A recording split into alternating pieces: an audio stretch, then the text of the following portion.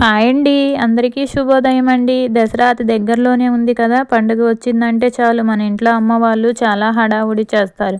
పల్లెటూరు స్టైల్‌లో కారపు చెక్కలు. ముందుగా 6 కేజీ బియ్యపు పిండిని తీసుకొని పిండిలో నానబెట్టిన పెసరపప్పు, పచ్చిపప్పు, కొంచెం కరివేపాకు, పచ్చిమిర్చి పేస్టు, తగినంత ఉప్పు, కొంచెం కారం, 2 స్పూన్లు నెయ్యి వేసి తగినంత జీలకర్ర వేసి 10 నిమిషాలు బాగా పిండిని కలపాలి.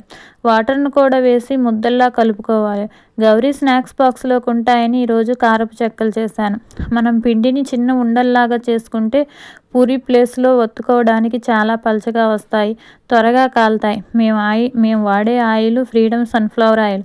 చాలా టేస్ట్‌గా ఉంటుంది. ముందుగా బాండీ పెట్టి ఆయిల్ వేసి 1 కేజీ ఆయిల్ ప్యాకెట్‌ని వేయాలి. నూనె ఎక్కువగా ఉంటే త్వరగా పైకి తేలి వస్తాయి. టిప్పుకి 10, 20 చెక్కలు వేస్తే త్వరగా అయిపోతాయి. 20 నిమిషాలు బాగా రెడ్ కలర్‌లోకి వచ్చేంత వరకు అటు ఇటు వేయించుకుంటే చెక్కలు కరకరలాడతాయి. వేడివేడి అన్నంలో 2 చెక్కలు వేసుకొని పచ్చడితో తింటే చాలా రుచిగా ఉంటాయి.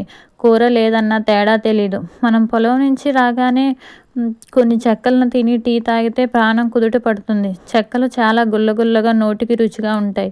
తినేంత వరకు తినాలనిపిస్తుంది. ఇలా ఒకసారి ట్రై చేసి చూడండి. ఈ వీడియో కనుక నచ్చినట్టయితే లైక్ చేసి సబ్స్క్రైబ్ చేసుకోండి. Thank you friends.